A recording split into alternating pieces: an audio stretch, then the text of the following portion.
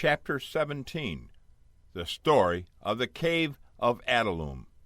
Now Saul had a son, Jonathan, near David's own age. He and David became fast friends and loved one another as brothers.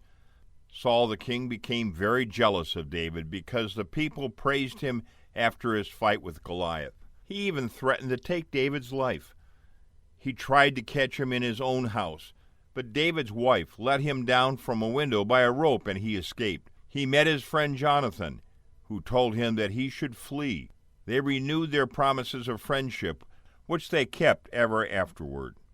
From his meeting with Jonathan, David went forth to be a wanderer, having no home as long as Saul lived.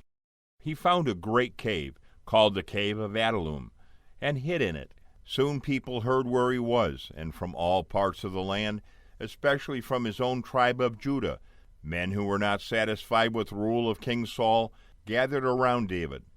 Saul soon heard that David, with a band of men, was hiding among the mountains of Judah, and that among those who aided him were certain priests. This enraged King Saul, and he ordered his guards to kill all the priests. The guards would not obey him, for they felt that it was a wicked thing to lay hands upon priests of the Lord. But he found one man whose name was Doeg the Edomite, who was willing to obey the king. And Doeg the Edomite killed 85 men who wore priestly garments. All through the land went the news of Saul's dreadful deed, and everywhere people began to turn from Saul and look toward David as the only hope of the nation. When Saul died, he was followed by David the shepherd boy, now grown to manhood and greatly loved by the people.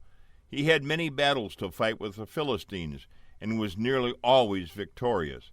He was a warrior king, but he was more than a warrior. He played on his harp and composed many beautiful hymns and songs, which are collected in the book of Psalms. He was a good king and tried to obey God's command.